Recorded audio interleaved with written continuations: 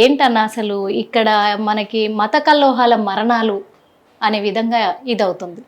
ఇంకొకటి ఈ పాయింట్ మీద మరి ప్రవీణ్ పగడాల గారి మరణం వెనుక ఇది సాధారణ మరణం అంటే యాక్సిడెంటల్గా జరిగిన మరణం కాదు, ఇది హత్య, కొంతమంది కుట్ర చేసి హత్య చేశారు అని ఇప్పటి వరకు కూడా పాస్టర్ అజయ్ బాబు గొంతు రేస్ చేసి మాట్లాడటం జరిగింది. అలాగే ఒక 5గురి మీద కేసు కూడా ఎఫ్ఐఆర్ ఫైల్ చేయించారు తను అజయ్ బాబు.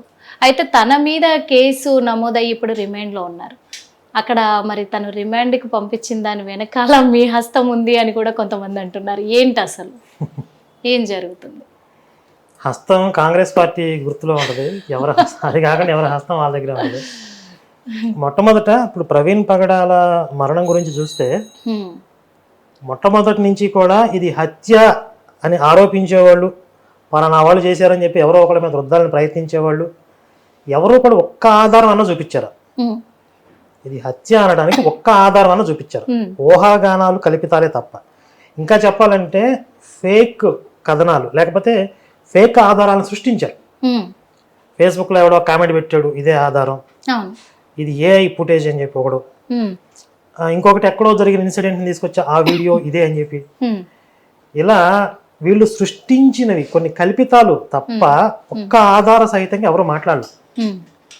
కానీ కొన్ని వాస్తవాలు బయటపడే కొద్దీ ఆయన ఇంటి దగ్గర నుంచి బయలుదేరిన దగ్గర నుండి ఎక్కడికి వెళ్ళాడు, ఏ టైంలో ఎక్కడ ఉన్నాడు, 3-4 గంటల మధ్యలో మిస్ అయ్యాడు, అక్కడ ఎక్కడ ఉన్నాడు అని మొదటి రోజు తెలియదు. అంటే పోలీసులు ఫస్ట్ ప్రెస్ మీట్ పెట్టేటప్పుడు తెలియదు. తర్వాత విజయవాడలోనే అలసిపోయి ఒక పార్కులో పడుకున్నాడు. ఆ రోజు జర్నీలో ఆయన కొంత మద్యం తీసుకున్నాడు. ఇవన్నీ టైంతో సహా సీసీ ఫుటేజ్ మనకు లభ్యం అవుతున్నాయి.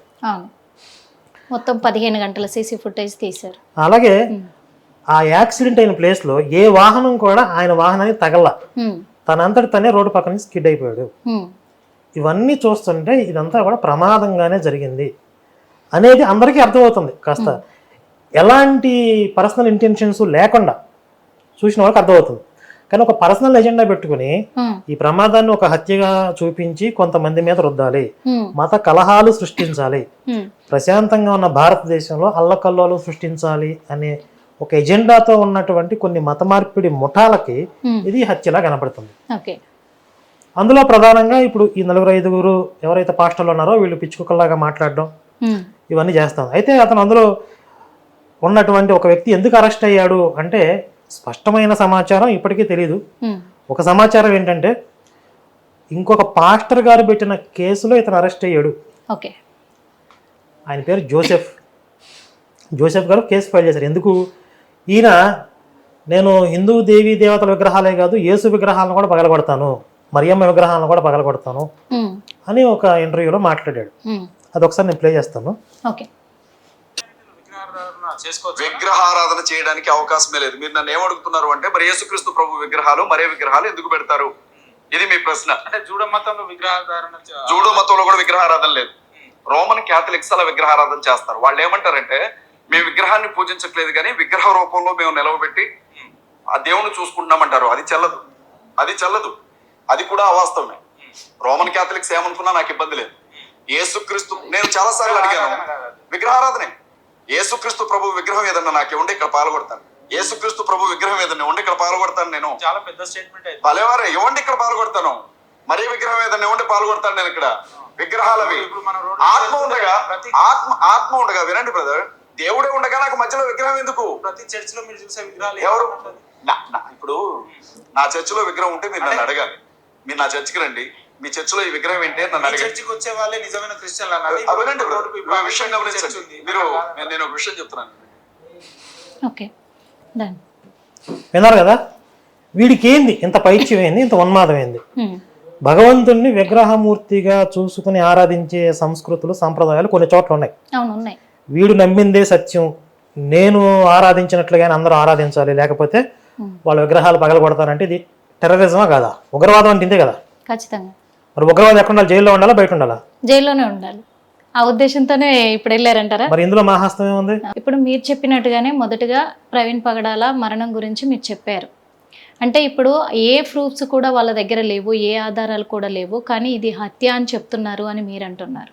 కానీ వాళ్ళు ఏమంటున్నారంటే అక్కడ సాక్ష్యాధారాలు ఖచ్చితంగా కనబడుతున్నాయి, కర్రల మీద బ్లడ్ మార్కులు ఉన్నాయి, ఇంకొకటి తనకు డ్రెస్ విప్పి మళ్ళీ వేశారు. ఎందుకంటే సైలెన్సర్ ఒకవేళ పైన పడిందే అనుకుందాము, సైలెన్సర్ కాలితే పాయింట్ కాలుతుంది ఫస్ట్, కానీ పాయింట్ కాలకుండా లోపల తన తొడ భాగం మొత్తం ఇంత ప్లేస్ కాలిపోయి ఉంది, అదెలా జరిగింది. ఇంకొకటి తన వీపు పైన రాడ్డుతో కొట్టిన దెబ్బ ఉంది, అదెలా జరిగింది.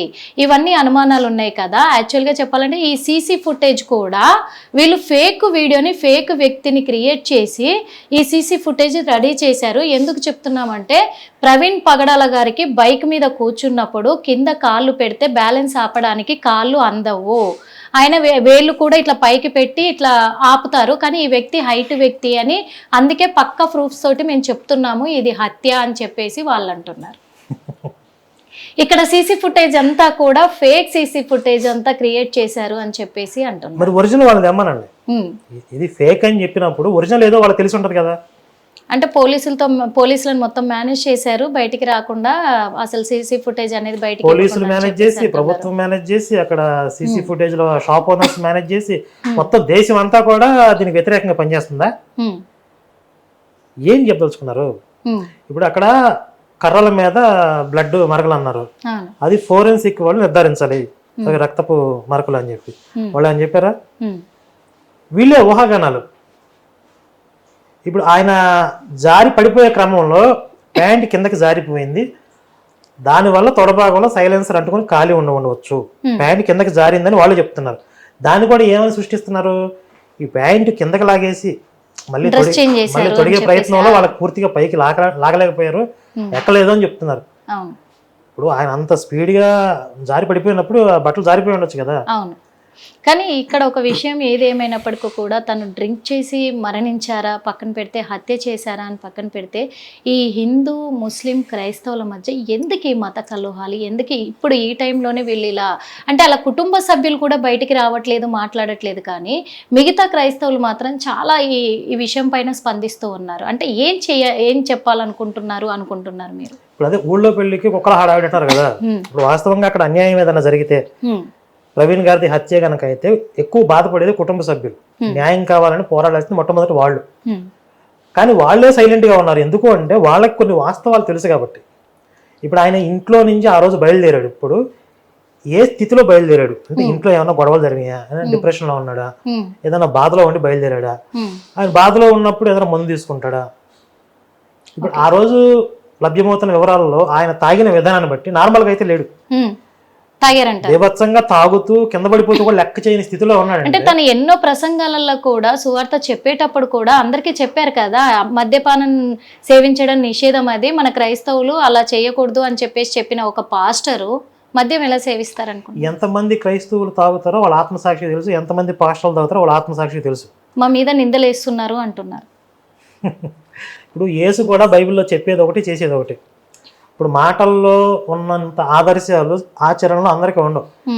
అందరూ తికరణ శుద్ధిగా అదే పాటిస్తే, అంటే మనస్సు, వాక్కు, ఆచరణ మూడు ఏకీకృతం అయితే వాళ్ళు ఋషులు అయిపోతారు కదా.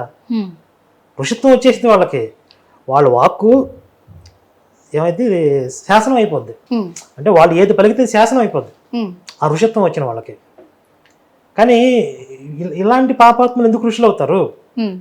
ఇప్పుడు వాళ్ళు ఏదో ప్రసంగాలు చెప్పినంత మాత్రాన అదే ఆచరిస్తున్నారు అనుకోవటం మన మూర్ఖత్వం.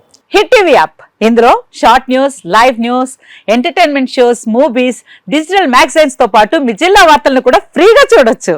ఇంకెందుకు ఆలస్యం, వెంటనే హిట్ టీవీ యాప్ ని డౌన్లోడ్ చేసుకుని ఫ్రీగా ఎంటర్టైన్మెంట్ పొందండి. Hit TV app, hit TV app, please download hit TV app. Hit TV app ని ఫ్రీగా డౌన్లోడ్ చేసుకుని ఎంజాయ్ చేయండి. మీకు నచ్చిన ఎంటర్టైన్మెంట్ కోసం హిట్ టీవీ యాప్ ని ఫ్రీగా డౌన్లోడ్ చేసుకుని ఎంజాయ్ చేయండి. హిట్ టీవీ యాప్ ని డౌన్లోడ్ చేసుకుని ఆస్వాదించండి, ఆశీర్వదించండి. ఇంతమంది సెలబ్రిటీలు హిట్ టీవీ యాప్ ని డౌన్లోడ్ చేసుకోండి అని చెప్తున్నారంటే ఎంత మంచి యాప్ ఆలోచించండి.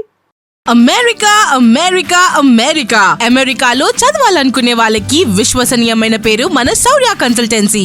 UK లో 1 year masters, UK లో 1 year masters, 2 years work permit up to 5 years visa. Contact Saurya Consultancy. Contact 89851 89851.